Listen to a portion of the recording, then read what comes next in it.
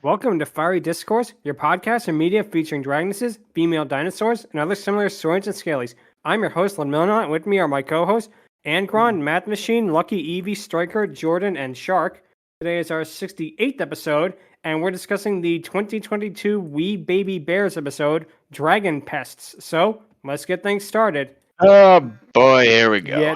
This is going to be an interesting one for sure. Definitely going to be one of our more unique episodes. Let's do it that way. So, We Bear Bears. To say. Yeah. Well, let's get this started. So, We Bear Bears was an unexpected smash hit for Cartoon Network. It ran for multiple seasons and actually had a finale movie. Mm-hmm. Now, like Ed and Eddy, funnily enough. Yep, very much like that. And because there were several episodes of the show that showed the trio of bears as cubs as they went on various adventures, after the show ended, it was decided that it would have a spin-off show following the bears' adventures as cubs, kind of like Muppet Babies, Flintstone Kids, what have you. Yeah, But the thing that's interesting is, whereas the original show was somewhat more grounded in reality, this goes completely off the rails in terms of relatability and that. It absolutely goes into like fantasy territory for some reason. Yeah. It's about the three of them traveling to different dimensions in their magical cardboard box. And the most notable thing about the show, whereas the original show had more of a modern animation look to it, this is really just trying to be like anime. It has the whole chibi art style to it. Yeah. And to me, it really feels like the old meme, we have anime at home. Anime at home. Yeah, exactly. I was waiting for you to do that, honestly. Yeah, it feels like, and again, we're going to mention this later on throughout the episode, but it feels like this was made because anime was popular and they thought, oh, if it's like an anime, kids will like it. But that's kind of a loose justification. The main series was really popular in Asian parts of the world. That too. Yeah. Oh my gosh, you just reminded me of that one scene from the We Bears movie where Ice Bear states Ice Bear is popular in Asia. Yeah, I mean, They're not wrong. I guess this was a way to try to appeal to that market, kind of like with the Stitch animes that came out from Disney in like the 2010s and that. But this just feels really, to make a little pun here, pandering in a way. It really, really does. It feels like they're trying to appeal to an Asian market without really trying to do as much work. It's like they're saying, okay, if we make it anime inspired, they'll love it because they like the anime. And I mean, because for a time, it's heavily they lean into the style, but don't actually use it for any purpose. It feels like animation by committee rather than someone actually having an idea and rolling with that. I mean, it does have somewhat of a purpose, but they're too scattered and they're too like for in the moment sort of things. It's mostly for wacky anime reaction and faces. Yes. Yeah, and surprisingly, there's not that many here, but it is pretty noticeable. And when it does show up, it is, like you said, it is extremely noticeable with it because they do it quite a bit. But yeah, Korea had this show by the balls. Yeah, well, basically all of Asia, really, let's do it that way. But with that being said, the theme song pretty much follows this because it is nothing like the original version. It is very anime-inspired. Well, it's honestly quite a bop, really. Like it is. I gotta admit, good. The animation is fluent. It's nice, but yeah, the only real gripe that I have is the little bit at the end that kind of like brings it to an abrupt stop and bring in the cutesy little thing, which it's not bad, but it honestly could have ended a lot stronger, I feel. Yeah, I can kind of see that. But basically the episode itself begins with our narrator telling us that the bears had landed somewhere high class and that they're trying to find their forever home. Fun fact is that the narrator is also the voice actor of Ice Bear in the original show, which is a very nice touch there. Oh, that's neat. Yep. That's nice. He probably talks more in this show than the original. Yeah, well, he does. By default, he kind of does. Ice Bear is ready to do or die. Yes. Yeah. But the bear's cardboard box teleports into a palm tree as the three of them look around. I will say this, the voice actor for the bears are generally pretty good. I think they're child actors, and they're doing a good job with it. Grizz's voice, for some reason, reminds me a little bit of Charlie Brown, like a character you would hear in Peanuts. I can see that. Honestly, though, I think they're like trying to get. I think they're trying to capture the feel of like the original Baby Bears voice actors in a way, and honestly, it works here for the most part. It does. I have to admit, because obviously they couldn't use the original voice actors because obviously they aged up. I think to try and replicate it, it actually did a pretty decent job. All this considered. Yep. Yeah, the voice acting, at least from the main cast, is the one thing I don't really have a complaint about overall. Same. I can definitely see why.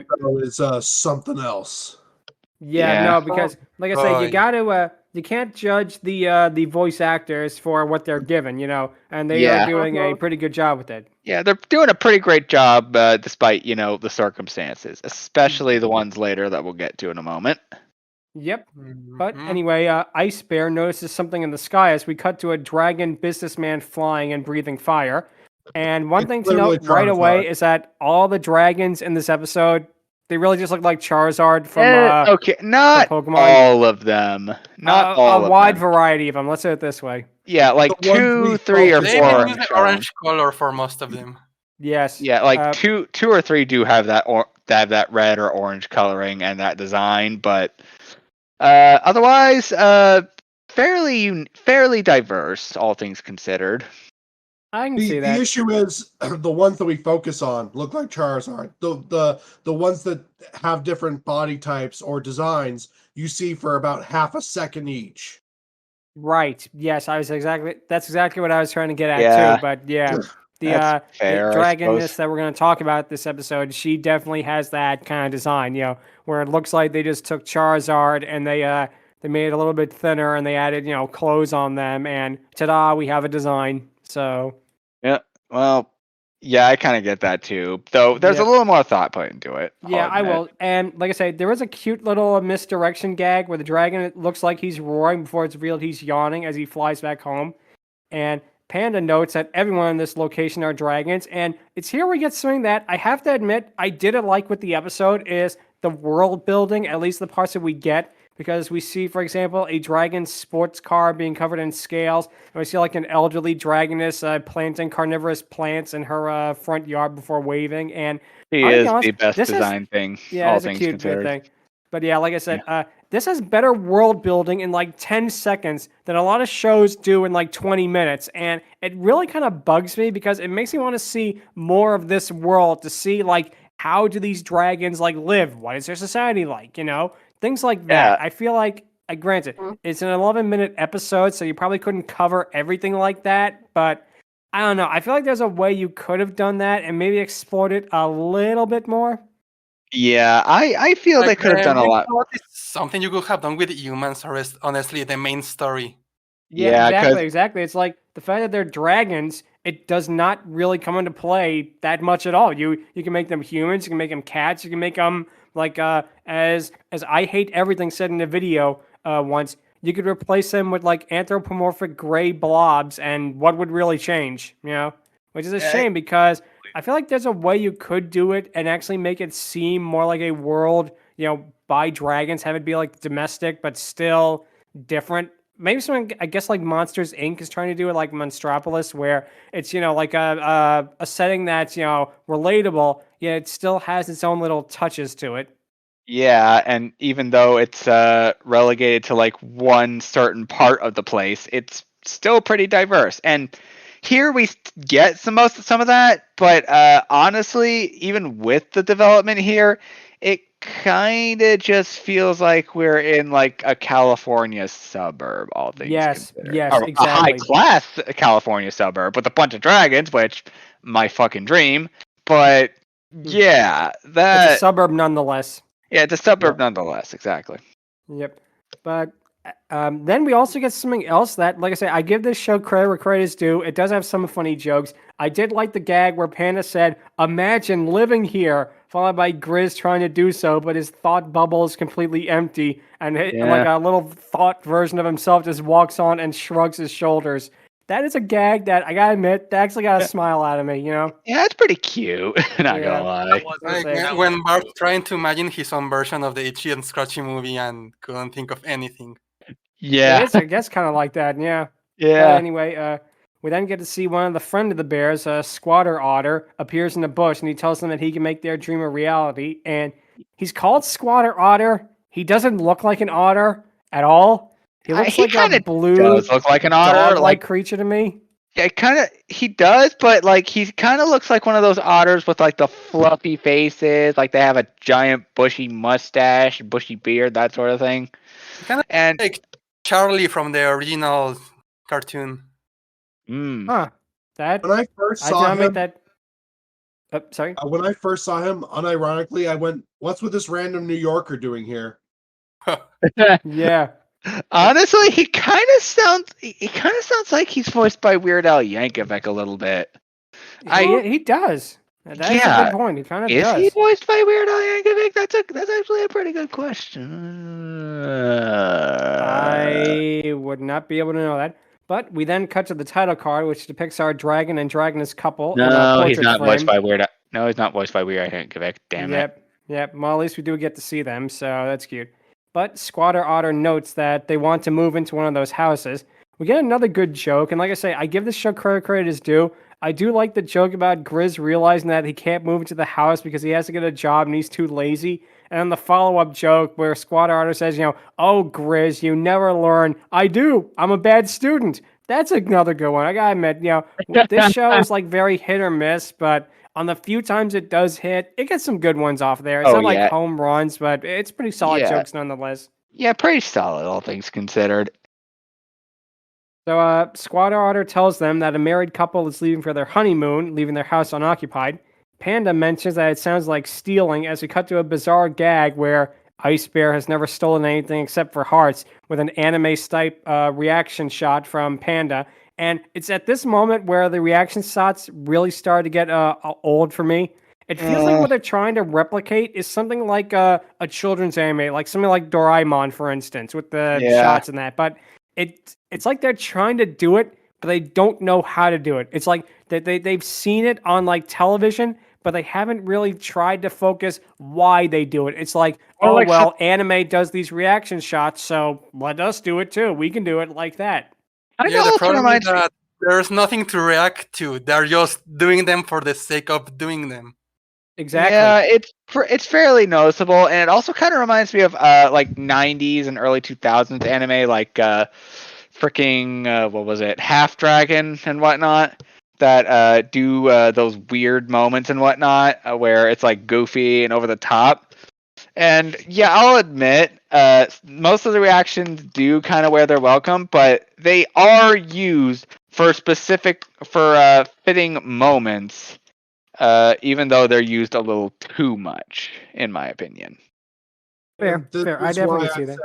That this show seems like it was anime by committee, because they're using all of the wacky anime faces or the poses or the side shots because they think, oh, okay, people like these things, let's insert them any way we can into here without understanding why it works as a joke or why it works as an expression or why people like this kind of stylization. That is also true. Like I say, I really kind of lean towards more your side, Math, and that I feel like it's something that they feel like they have to do rather than something that came naturally. It's like, again, it feels like a boardroom meeting where they said, okay, we're making it anime-like, so make sure you do lots of reaction faces because that's what's in it, I mean, yeah, I can kind of see that, but again, there are, like, it's used too much, but there are natural moments if you do really look hard enough and stop to actually pay attention. Again, it's used too much, but it's not to say there aren't any natural moments at all. True. But getting back to the episode, we do get another good joke where Squatter Otter basically remarks, "Why don't we just lie here motionless until someone decides to give us a home?" And the bears are instantly all for it. That actually another, like I say, that also got like a cute little smirk at me. Like, okay, you're actually kind of trying here. But Squatter Otter then tells Grizz to lie to the other two that they're house sitting and to tell them that no one lives there. And it's here where we got the moment where this show I was on the fence about, but this I think was the moment where I decided I don't like this show because Grizz actually says, this feels a little sus, which, yeah, that is not going to age well. That's like in Scooby-Doo where they kept saying like groovy and dynamite and things like that.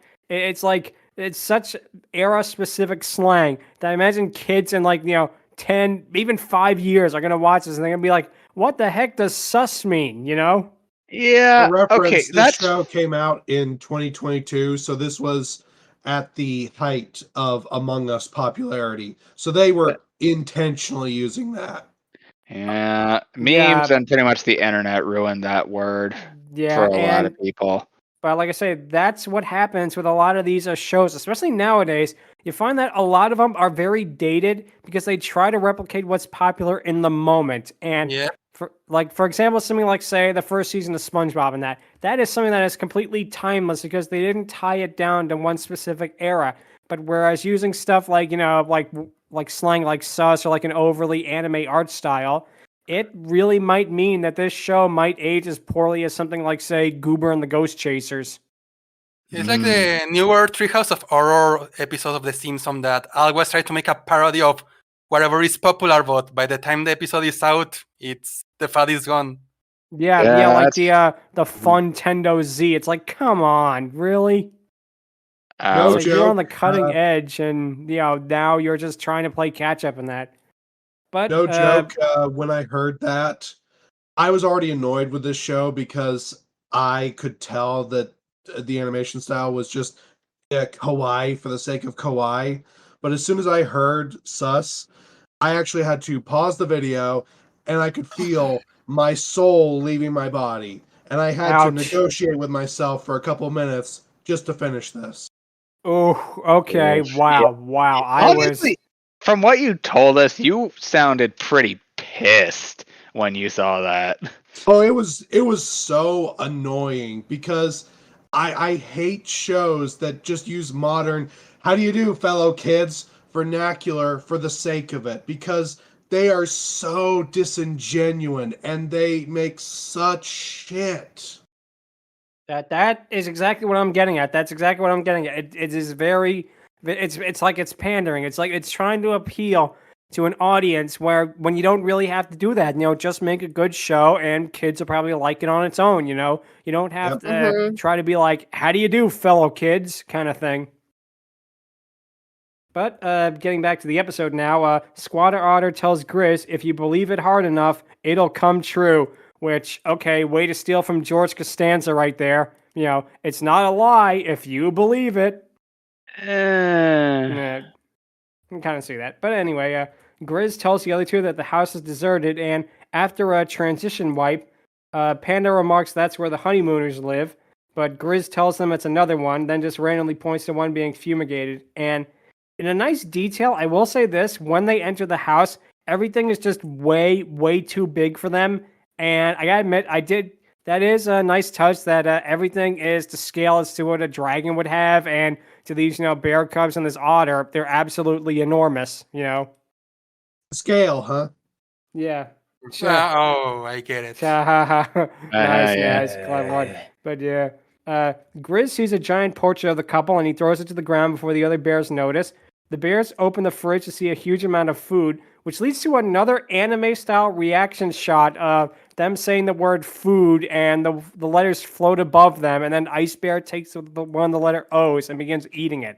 Which, again, really, I just had to stop, and I was like, why are you doing that? Okay, you wasted, 15 seconds of screen time, but it feels cloying, It's because so many anime have kanji appear above the characters for bigger moments. So they're like, we have to use that, not understanding why that works in that context, and it doesn't here.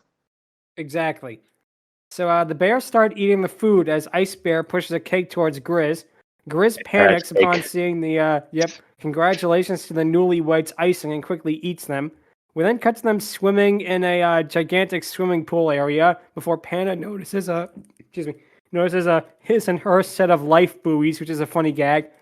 He swims over to it quickly and pops the life buoys.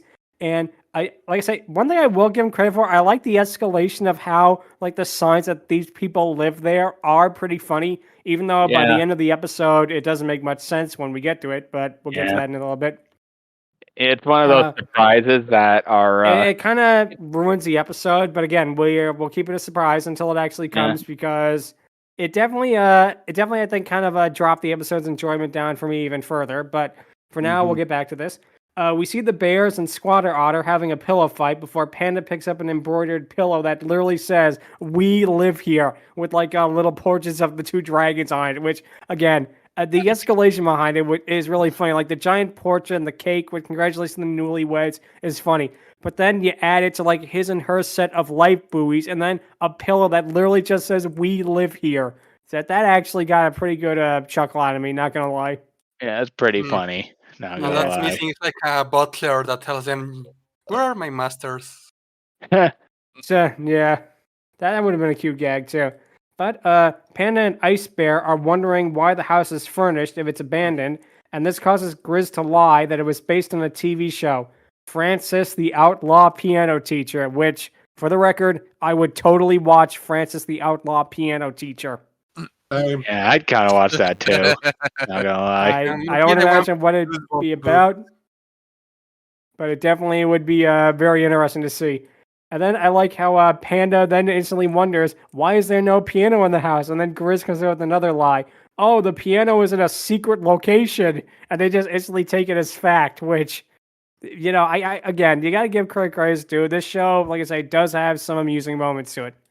But now we get to see the pair of dragons return home, and the dragoness of the two is named Sylvia.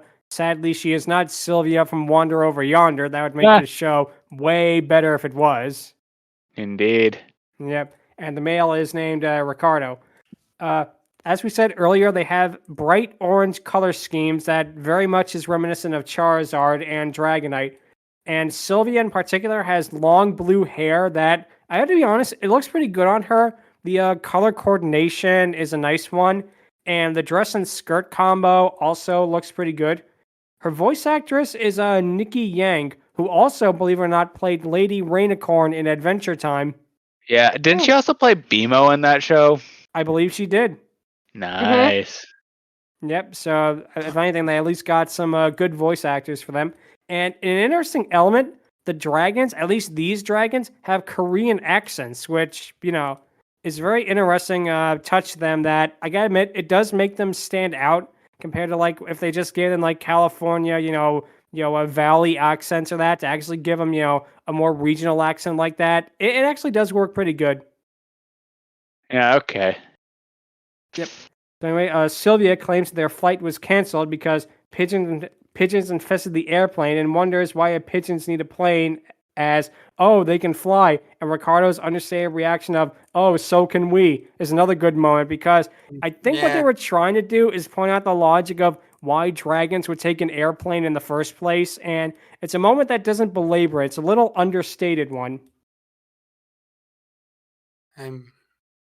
It's an interesting joke, and I can see why people like it. I don't, because it does one of what I consider the cardinal sins of storytelling. It explains an issue with the story as a joke, but doesn't do anything to fix it. It just tries to get ahead of people pointing out, wait, that's a problem, by making a joke of it.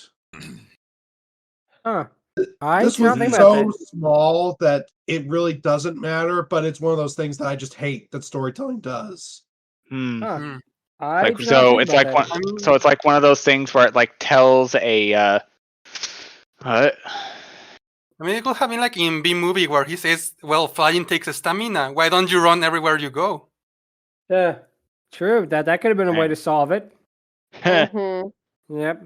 But anyway, Grizz freaks out at seeing them and runs towards Squatter Otter, asking him what he could do. Squatter Otter tells Grizz that he'll hide the other two while Grizz creates a diversion. And I love how Squatter Otter's way to hide them is literally just telling them, wouldn't it be awesome if we hide under the table? And the answer like, yeah! And then it just cuts them laying under the table, completely just at bliss.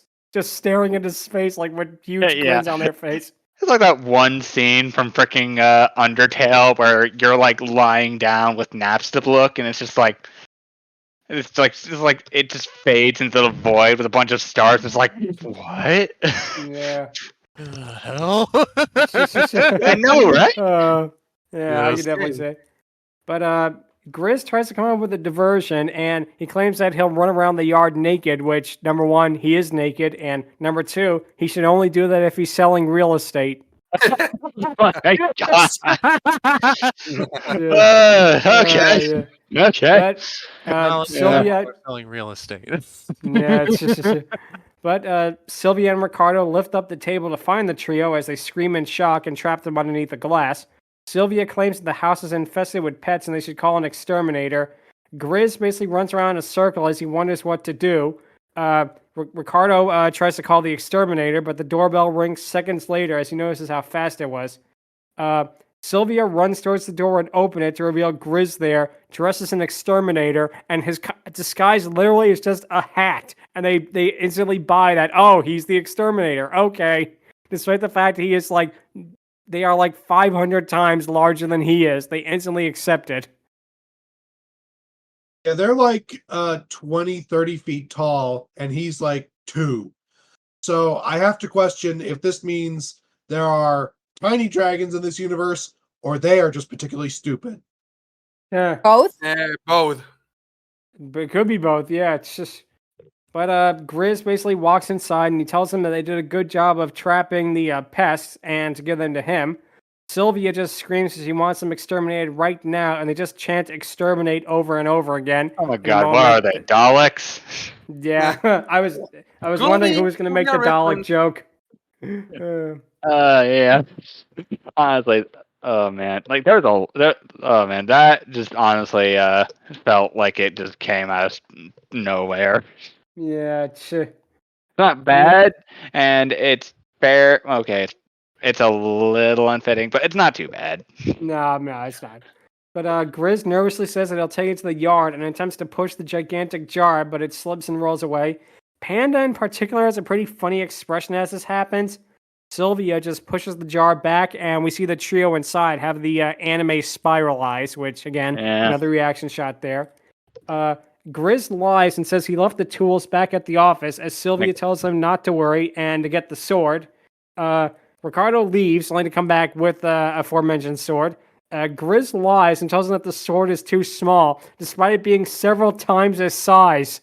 And the fact that he can even barely hold it, they still take it at face value. So Ricardo basically rolls his eyes and walks towards a cabinet to reveal a large amount of weapons, including a sword that looks like Cloud from Final Fantasy, which, again, that feels like... I noticed that shows nowadays really like doing this. They like trying to put references in the backgrounds, and sometimes it works, but here it's something that it doesn't really click because the joke is, oh, it's Cloud's sword from Final Fantasy. Ha. But it's like, why? Yeah, stuff like Molly McGee, Eden Zero, and Dragon Prince do this a lot better than this show, honestly. And Devil's Advocate here, I don't think it's really like forced in, even though it's like, just there. It looks like Cloud's sword. It's pretty much got the 2 holes and everything. It's got a red handle for diversity's sake. But we all know what it is, and honestly, again, there are a lot other shows out there that do it way better. Yeah. Oh yeah, definitely. There's a way I to do it. keep beating this horse, but it does feel like another animation by committee thing because it feels like a person in a boardroom said, "Hey, video games are popular with the youths now. Let's put in the Final Fantasy sword," and the joke is just the reference of, hey, do you get it? Yeah, that is a good point. That is a very good point. Yeah, I could see that. I could definitely see that too. But what game is popular in Japan? Oh, Final Fantasy. Oh, that weapon from Final Fantasy. I mean, to be fair, by the time of that episode coming out, the Final Fantasy 7 remake was out at the time. So yeah, I guess I could tie into it, but still, no, I definitely see where you're coming from there, Matt. it just it's out of the way enough that it's not really a glaring issue. No, it's not as bad as like the constant reaction shots. So it is something that's just a little thing that you just notice, you know? Yeah. So basically what happens is this does lead to a pretty smirk-worthy joke where he claims that all these weapons were their parents' wedding present to them, which again kind of got a little bit of a chuckle out of me. He pulls out a hammer and he gives it to Grizz, which here's a reference they could have made, but they completely missed out on it. You could have put 2 stars on that hammer and say it was King DDD's, and you completely missed it. You know? Another reference right there that they could have missed, and so obvious. Yeah. Also, speaking of missed jokes, like when Panda sneezed the feather, they could have easily made a callback to the We Bare Bears show where Panda did the Panda sneeze. That is another idea. I'm surprised they didn't do that. I'm surprised too. This feels, to be honest with you, it feels like a spin-off in name only. It feels like you can actually take the We Bare Bears out of this and replace them with 3 random characters. Nothing would really change. That's the odd part about this. This is a spin-off that doesn't feel like a cohesive spin-off. It's very, very strange. Now I want to see Ed, Edd, and Eddy in this dragon world. Oh, that made it way better. Way better. Imagine like the sound effects. That would be so much better. The Ed, Edd, and Eddy sound effects in there. That would be a little weird, but I'd be for it, honestly. Yeah, that would be way, way better. Like, now imagine that. That is gonna be so much better if it was the Eds, man. It's good that Antonucci owns the concept in that, but I kind of want to see them make it just to see how the hell that would have been. Them in a magical cardboard box, and you could have it be like one of Double D's inventions goes nuts or something like that. I don't know. Oh dear God, that would have been fun. That would have been way funny, yeah. And I can almost guarantee this is a spin-off of We Bare Bears because, that was popular. So that's why they based it. They based this show around that. Otherwise, it should have been its own original thing. Exactly.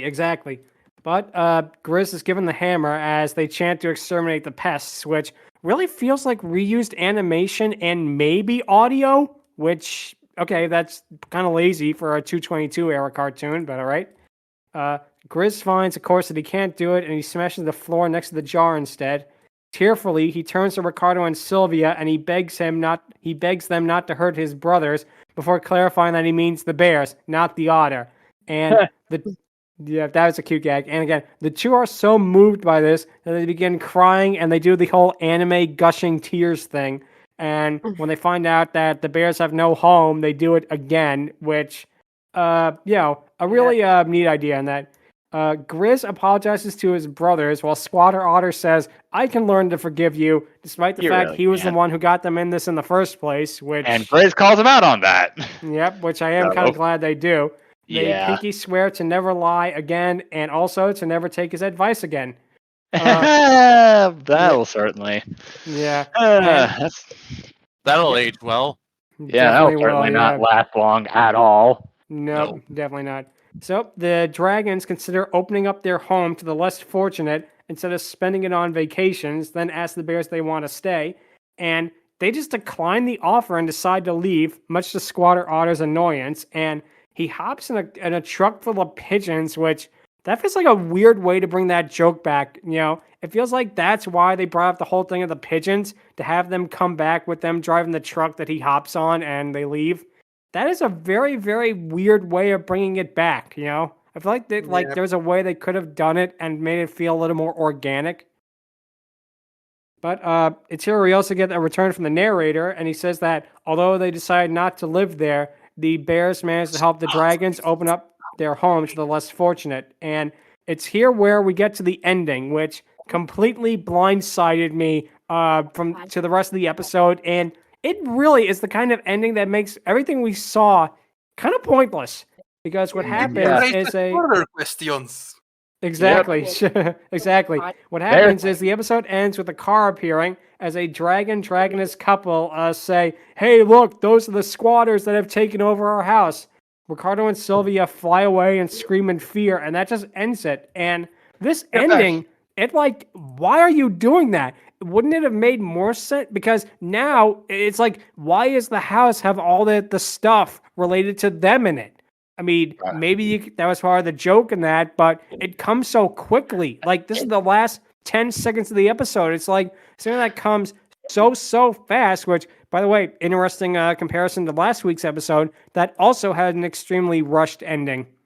But yeah, with this, it just is something that comes so out of nowhere. I get what they were trying to do. They were trying to make it like, oh, they didn't own the house either. They were also squatters. Womp womp. But it's something that if they wanted to set up, they should have done that a little earlier. They could have done a joke like where the portrait of them heals to reveal the portrait of the other dragon and dragoness, for example, or something like that. Do a little bit of foreshadowing. The pictures we see in the house are of them. Exactly. And all the stuff we see of them is like the his and her life buoys, the giant pillow that says "We live here" and that. And again, there's ways you could have done it and made it foreshadowing to this one joke, but instead it comes completely out of nowhere, and it makes the rest of the episode seem like, okay, what was the point of that? Cartoon by boardroom. For some reason, the people in the boardroom thought that would be a funny joke, and it could have been, but again, the timing was just way off on it. The episode has to end with another anime reaction. True. Okay. I don't think there was the anime reaction to our thing, but I will say this: it definitely did come out of nowhere. I will not debate that. It wasn't terrible, but it just absolutely was like, I'm sorry, what? Yeah, I definitely could see that there. But yeah, that's it for this episode. One thing I will notice: the end credits of this show.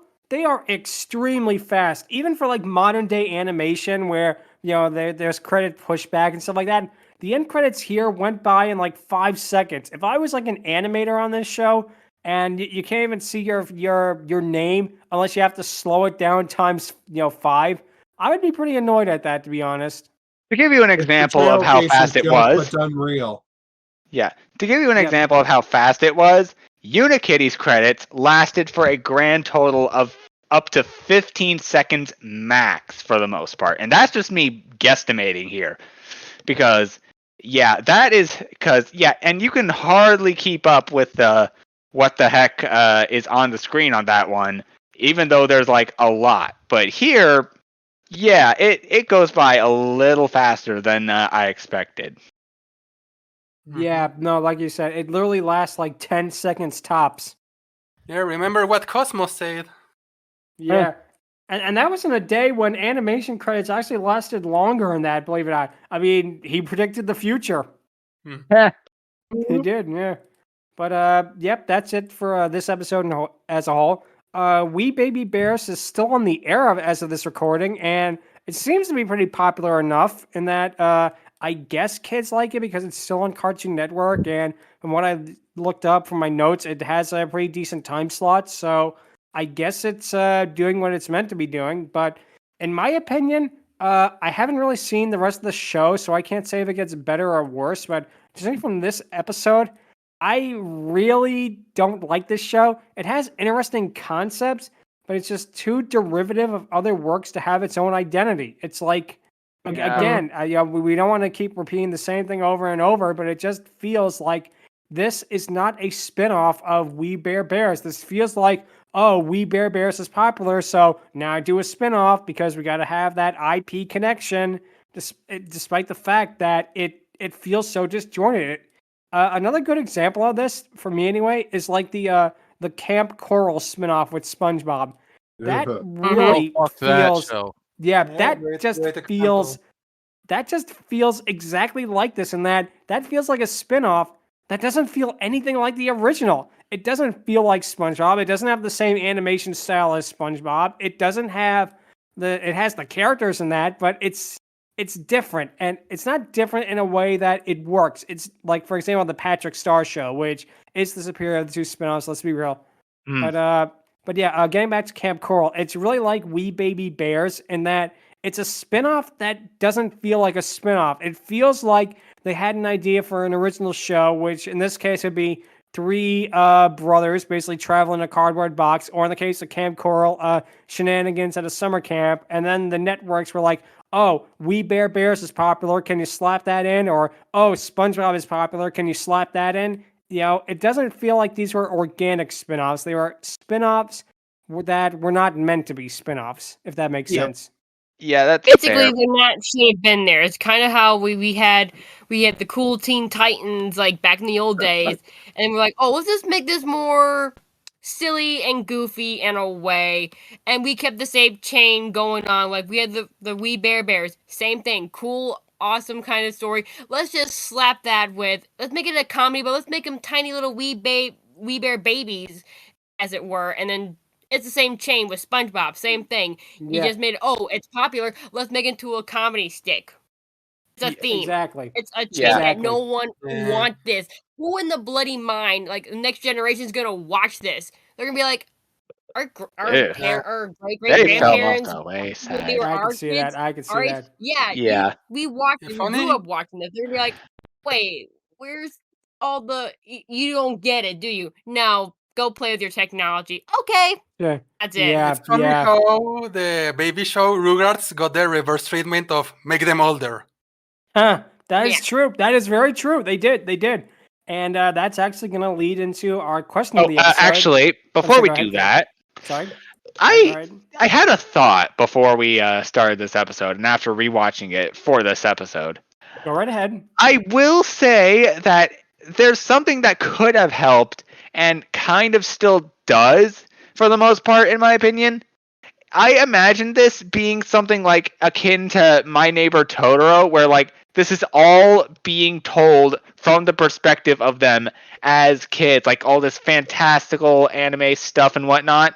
It's all in their mind, and it's possibly just like sheltering them from the actual reality for the most part. Which, if that was the intent or not, that would have been great, but we don't know if it is or not. So I think that's putting a little more thought than the creators of this show really wanted to be honest with you. Yep. Yeah. I really get where you're going with it, but for me, it just feels like, I don't know, I feel like that's reading too much into it. If they meant for it to be that way, they probably would have made it a little more obvious, but it's an interesting way to read it, but I don't think... real world, I'll say. Yeah, I don't think that's what they wanted. They wanted this to be like a fantastical, magical spin-off thing. And yeah, I don't think they succeeded, but this show does have its fans. And if you are a fan of it, more power to you, because, you know, any animation support at this point is more than welcome. And now it is time for the question of the episode, which is, what spin-offs do you remember and why? Do you remember enjoying them, disliking them, etc.? I'm going to go with a pretty interesting one for my pick, is that I'm just going to pick one that was a Disney spin-off, which they had a lot of spin-offs from their movies, as previously mentioned. I talked about Buzz Lightyear, Star Command, and several of the other ones, the Aladdin show. There was also planned a Beauty and the Beast show and Atlantis show, but they never happened, and they became some of the direct-to-DVD sequels. But for my answer, I'm going to go with one that was really, really funny, and a show that actually does hold up a lot better than you think is the Timon and Pumbaa show. Oh, right. It was basically one that kind of took a inspiration with the two characters, but it's like they just said, let's throw them in random situations. So it's like you have Timon and Pumbaa trying to make a Broadway show. You have Timon and Pumbaa getting kidnapped by pirates and stuff like that. And I really feel like it actually works, whereas some of the other spin-offs don't, because number one, the chemistry of the two characters is phenomenal. And number two is it is really well written. Like, this is one of the sharpest shows I think I've ever seen, you know? Yeah. And I really feel like, again, they didn't get Nathan Lane back, but they did get Pumbaa's voice actor for it. And what I feel is that it really is a funny one. You know, I actually went back and rewatched some of it, and it really holds up. It holds up great. And it's a show where, even if you didn't really watch Lion King as a kid in that, I could actually see a kid getting into it just because of the humor in that. I'm trying to think of the best comparison. Not like Ren and Stimpy or Cow and Chicken, because it's not trying to be as, for example, not trying to be as overly exaggerated as them, but the thing that's interesting, it's set in the world of the Lion King, and it does have some segments with other characters like Zazu and Rafiki in that. But at the same time, it also does its own thing, and it never feels awkward because of it. It's like, oh, of course Timon and Pumbaa are now in the Arctic. Oh, of course they're now, in South America for some reason. It never feels forced, which a lot of these spin-offs, as I previously mentioned, feel like they're being shoehorned in and they're trying to be hammered down to that. But this show in particular is one that really just feels so natural. And whether it was because the writing team was so good or the characters are just so iconic, it's one that, again, really holds up. It's funny as hell.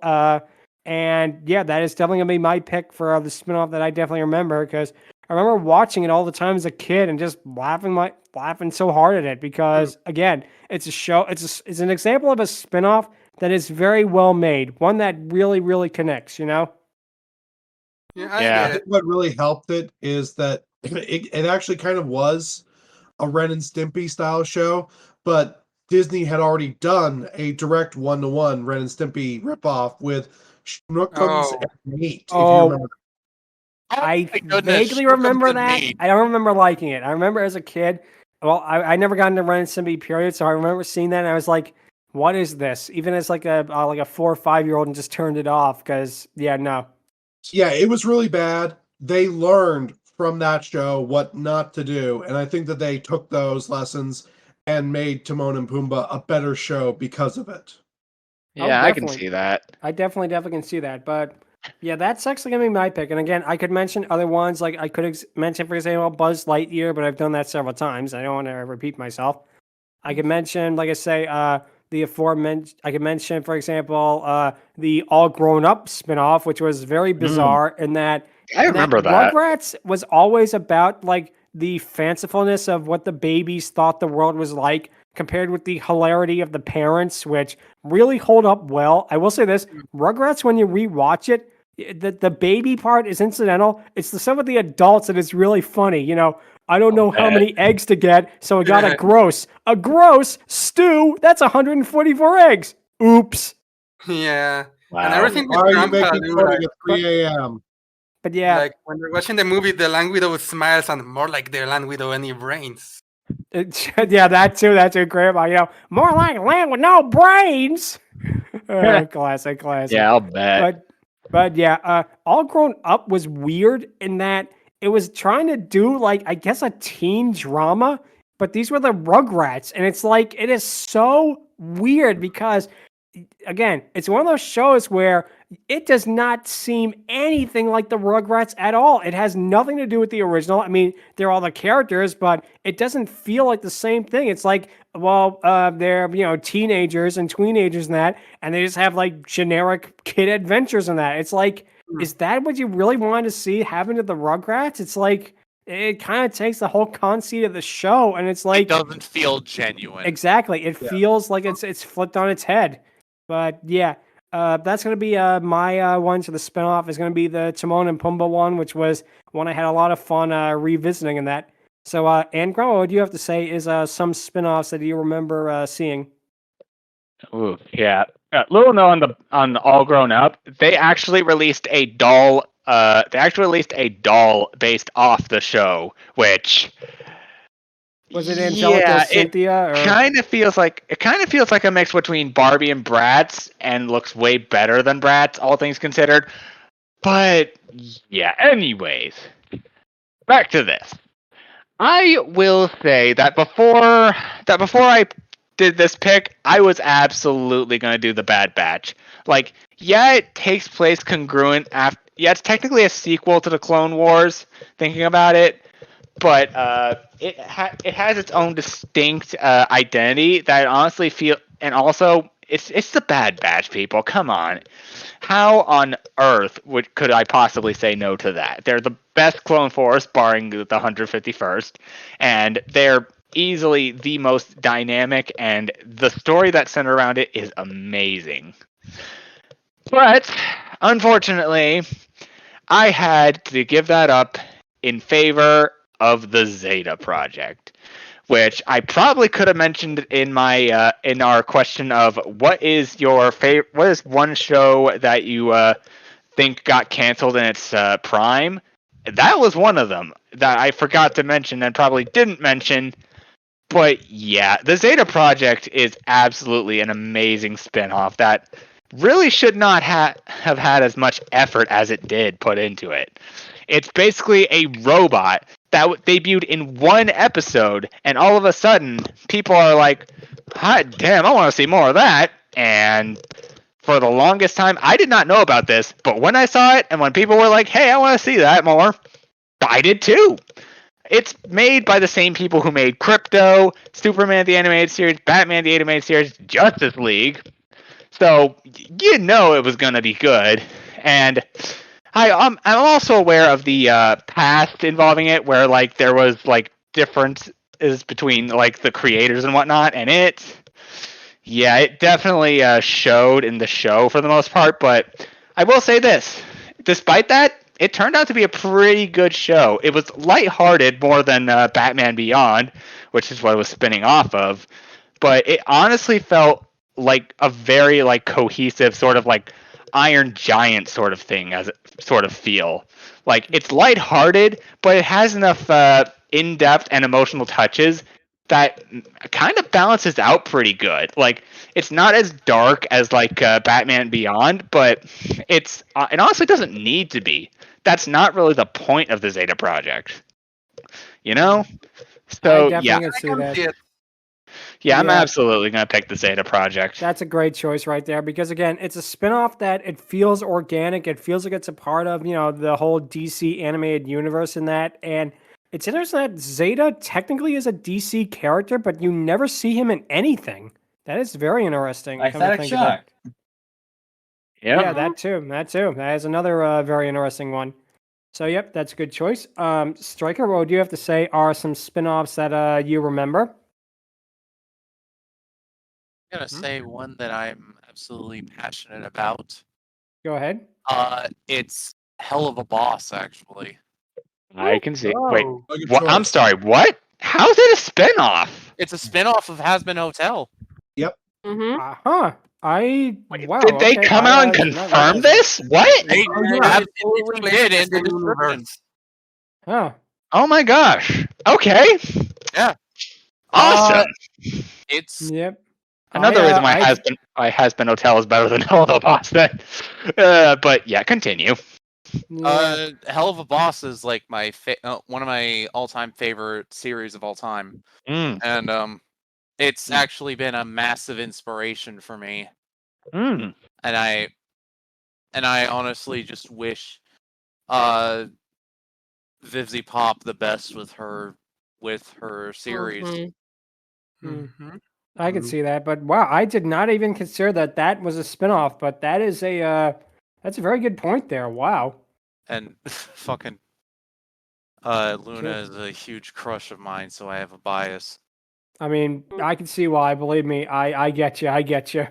There's a reason why she is the most popular character on the show by a wide margin. Let's do it that way. Absolutely. Yeah, that's a great choice right there. So, Stryker, what would you have? Sorry. Math, what would you have to say is a spinoff that you remember and why?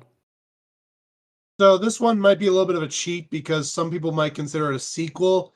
I consider it a spinoff because it is it's predominantly self-contained and it doesn't really reference the series that it's spun off from at all. Batman Beyond, which is a spinoff of Batman the Animated Series. Technically a sequel, but yeah, I see where you're coming from. Yeah, because it's so self-contained, I consider it more a spin-off rather than a hard sequel. That's fair. The show was so good. The voice acting, fantastic. The characters and the way that they handle everything was incredibly well done. The idea of teenage Batman sounds stupid, but they actually handled it in a good, serious way and made the show work on its own. Oh, definitely. And it's something that, again, it feels like, for example, the national tragedy that was the Flash movie. It really could have just been solved if we actually got it like a Batman Beyond type of thing with Michael Keaton's Batman. instead of having him actually down the cape and cowl again at over 70 years old, and he looks totally ridiculous there. We absolutely got robbed of that. Yeah, we could have easily just had a Batman Beyond movie with him, and he'd be perfect for Michael Keaton's Batman, especially. But that is again something where they had a bad thing where they basically were told make a show with a teenage Batman, and they ended up spinning gold out of it, and we're very glad they did. I can kind of see it counting as a spinoff, to be honest, because it is a somewhat sequel, but it's also does its own thing with its own unique rogues gallery. It's not like every episode he's battling the Penguin, he's battling the Riddler, he's battling Catwoman. They actually took the time to come up with their own original villains gallery, which I appreciate. Yeah. And also, I'd like to take a moment when talking about the show just to really emphasize how good a voice actor Will Friedle is. He was the main character, Terry McGinnis, in the show, but this man has an incredible range, and he is always underrated as an actor. This guy did Terry McGinnis and Ron Stoppable to show his range. Yeah. Amazing. And it's all, and Batman Beyond here is his first acting thing ever, if I recall correctly. Oh, he was in voice acting. But we're talking voice acting, I assume. Yeah, I think voice acting, yeah. Yeah, this was one of, if not his first, and this was so good. Yeah. No, that is a great choice right there. Like I said, that is another one that you don't really think of as being like a spinoff, but then when you actually, consider it, it definitely fits in the parameter of it. Mm-hmm. So, Shark, what would you have to say is a spinoff series that you remember? Well, there was this spin-off that only got one season, sadly, and it was a spin-off of one of my favorite shows that was on Cartoon Network, and it was Total Drama Presents The Redonkulous Race. Which... Ooh, nice. Yeah. If you know, well, the original Total Drama is a parody of Survivor, and they had other seasons, like, with different themes. But all of the seasons were Survivor on the Iceland, or in some way, one episode they leave and stuff. But Redonkulous Race was a parody on The Amazing Race, as the name implies, and it was very interesting because, like, people say that the last 3 seasons of the original show were kind of not good, and I can see why. They were 13 episodes only, and the characters were eliminated in every single episode almost. And then Redonkulous Race, well, it was a full 26 episode season. And all the characters were really strong. All the teams had something going for them, like the gods or the ice skaters, the nerds or the LARPers. It was funny. The Great Race. I remember that. Yeah, the spin-off of Total Drama Iceland. And some of characters do return, like fan favorite Noah, who gets a whole character arc. And it was really interesting to see what challenges they do, what kind of places they went to, because they were real world locations like New York and China and stuff. So it was fun. It was really fun. Yep. Yeah. I definitely can see that. And that's one that, again, it's a spinoff that took from the original and expanded on it. Yeah. I have not seen it yet. I kind of lost interest after Total Drama World Tour. But that definitely sounds interesting. I might revisit it and the rest of the series because at the very least check the spin-off. This spin-off, because like I said, it only lasted one season, and then they made another spin-off that's basically this. They took the characters, turning into toddlers, and send them to America. It did not look good. It does not look good. Not one bit. Yep, I definitely can see that. But that's another really good choice right there. So let's see. Jordan, what would you have to say is a spinoff that you remember and why? I remember the spinoff after the movie Lilo and Stitch, the Lilo and Stitch Adventure, because that was a lot more cute and more interesting to watch, because we all thought, Stitch was the only one that Jumba made, but he's like, oh no, I have made tons of all the experiments that before Stitch, And we see that they all get scattered out, and Stitch is gonna try and find all his cousins and find out each one is different. Like some were like cute, some were like mischievous. The one cousin I like, it turns people into animals, being a furry and a person like that. It's just like, oh my god, that's kind of cute. I want to see that. I mean, come on, who does not want to have this cousin in your area to turn your enemies or yourself into an animal for the fun of it? Like, who does not want that cousin in your life? Yeah. No, like I say, that was another one. It's okay. I did love how we explored more on Lilo's island and find more interesting about her family, and then all about the Alien Galactic Patrol and Jumba's life. It's interesting and cool. I mean, we had a couple of cool crossovers with Kim Possible and Jake Long and Recess, and all those were just fun to watch. Well, I mean, to be fair, Stitch is kind of a pro when it comes to crossing over with several other Disney properties. I mean, have you seen the trailers for Lilo and Stitch? Sweet lordy. Yes. Yeah, I grew up watching all those trailers for Disney, and I remember each one was funny, with Stitch just popping out of nowhere. I'm like, what is this little blue devil doing now? Yeah. Man. It's also very clever that they that not only did we get a bunch of new different alien experiments that are pretty much similar to Stitch, but we also got a movie about said experiments coming together and doing whatnot. But it's also very interesting that the anime also continues this and basically makes it very and honestly, it's very unique that of all things is canon to the overall Lilo and Stitch universe, and I'm kind of for that, all things considered. Same. Yeah, I remember those Stitch after adventure, and there was another one that Japan or Korea had, and I'm like, how come Disney didn't grab this? After what happened with Stitch and Lilo, after they finally had a reunite moment, that was it. I'm like, we don't get more. I find more on YouTube of this Japanese or Korean Lilo and Stitch adventure, and I'm like, what? You couldn't grab this?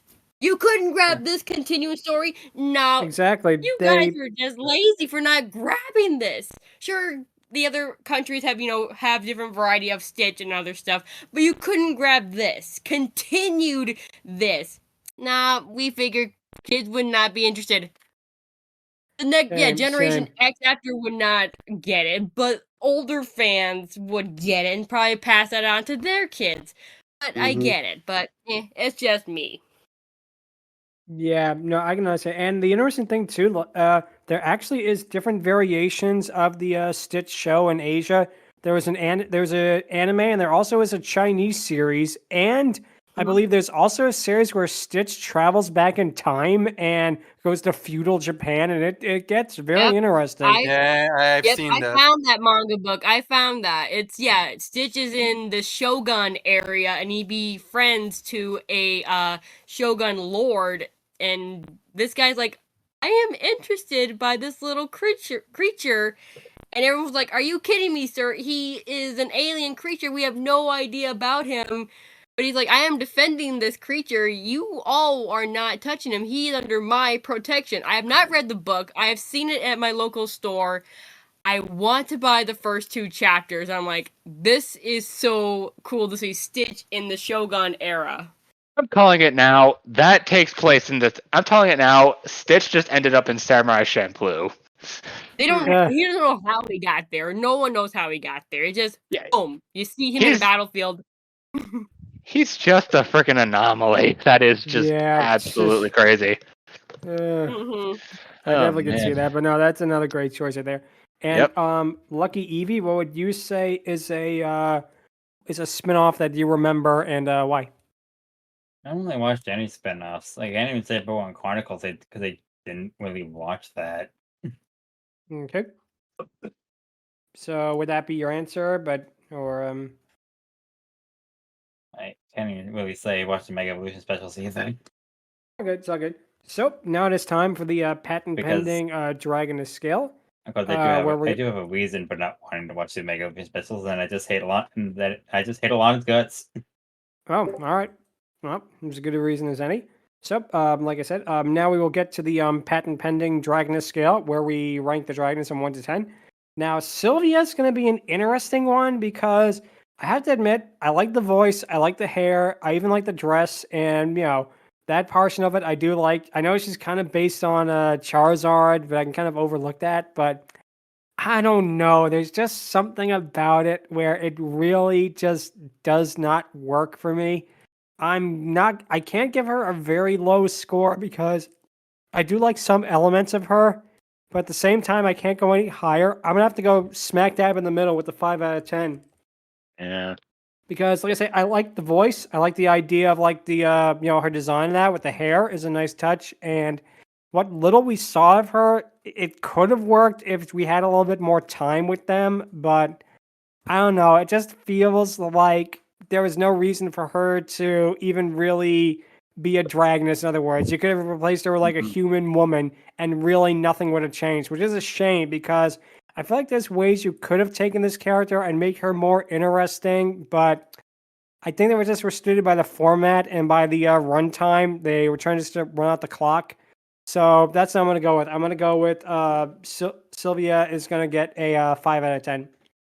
So, Angron, what would you give her? Okay, I agree with most of what you said. Okay. The design, yeah, the whole Charizard thing isn't too bad. The overall design of it isn't bad. I like the clothes. I'm not a fan of the hair color and just how it overall. Okay, the hairstyles give or take in my opinion. But what kind of breaks this character for me is the fact that let me think here. Is the fact that the mouth just yeah, there's other series that do this kind of style better. Stuff like Turning Red and Luca do this better, in fact, and I applaud them for that. But here, it just feels off. Like it feels disjointed, and yeah, I do like the character for the most part, and I don't really mind the voice actress that they chose for her. But yeah, I'm not. I'm kind of gonna go a little bit lower. I'm gonna give her a 4 out of 10. She's not completely terrible, but there's just something about the design that kind of rubs me off the wrong way. I can kind of see that. So 4 out of 10. Yeah, that definitely makes sense. So, Stryker, what would you have to give Sylvia? I thought her design was pretty, actually. I can see that. I just think she would have worked better in another show. Yes. Mm-hmm. Like, this whole episode could have been better if it was a different show.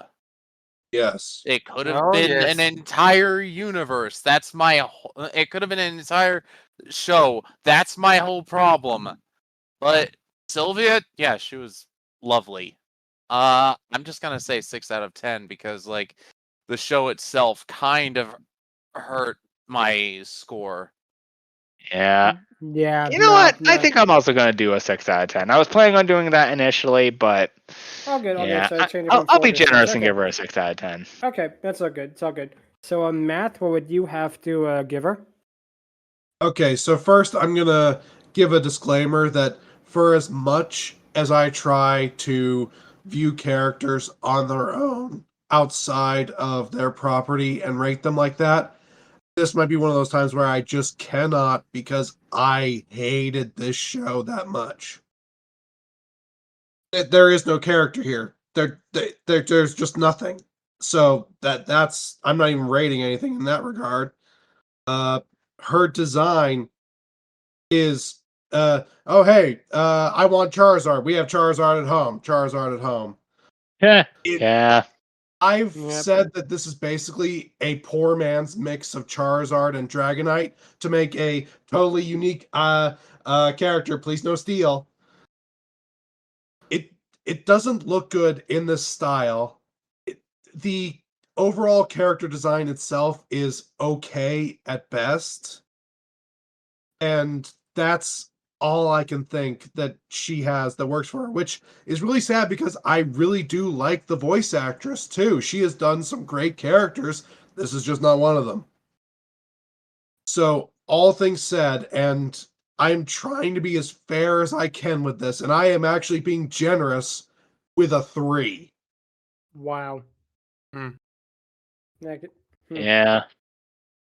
Wow. I definitely can see where you're coming from there with the lack of character in that. And again, it's a shame because this does have potential, but it just wasn't there. It just didn't click, I guess. Yep. So, let's see. Shark, what would you have to give her? Okay, I'm just gonna be blunt and I'm gonna say that I did not like this character. The design is uninspired, like they say, Charizard with hair. The voice didn't work for me, sadly. And the personality is all over the place. Like she changes attitude every 10 seconds and reacts over anything or not at all. And the ending pretty much implies that what we saw of her was a facade. So when it comes to personality, I have nothing. So yeah, not much about her. Like the only thing I can say about her is that I dislike her, but I don't hate her. So it's gonna be another 3 out of 10 from me. Wow. Yeah. This might be the most interesting scoring we've had pretty much since the podcast inception, to be honest. Wow. Like usually we're pretty uniform with like or dislike, but this one is pretty all over the place, and I gotta admit, it's very fascinating to see that. So, let's see. Jordan, what would you have to give her? From her design, it's interesting. But from hearing, I didn't have time to watch the episode, so it's her point of view. Like she's got nice hair, her clothes are nice. But hearing personality wise, it's just not good. I mean, for this kind of show, for like meant to be for kids, it's trying to make it like, oh, we're cute, but it's also confusing for adults. We're like watching this point. So I'll give her. I'm gonna follow whatever put her down on. I'm gonna put her as a 5. I like her design for my point. I like that the most, but personality from what I'm hearing is just not good. Voice actor, I'm giving her an A. It's just that when you're watching a kid show like this, it's meant for babies, then there's no point on rating on anything else. It's going to be wacky, goofy. But the point is, I'm giving her a 5, and that's straight up what I'm giving her. All right. Yeah. 5 out of 10. All right. And Evie, what would you have to give her? 5. Don't like. All right. I don't mind her design too much. Yep. That's so fair. we had a pretty unique Dragoness Scale this week. So that's going to be it. If you have any questions or if you want to see Francis the Outlaw piano teacher, you can email us at fierydiscourse@outlook.com. Visit us on Twitter at twitter.com/fierydiscourse or subscribe and like our YouTube channel, which is youtube.com/Ludmillanon. Next time, we'll be talking about the 2003 Chalk Zone episode, Draw and Let Draw. It'll be very interesting talking about this overlooked Nicktoon and to see how it holds up. So, Yeah. that's going to be it for this week. And until then, thank you guys so much for listening and take care. Yeah, Bye. laters. Adios.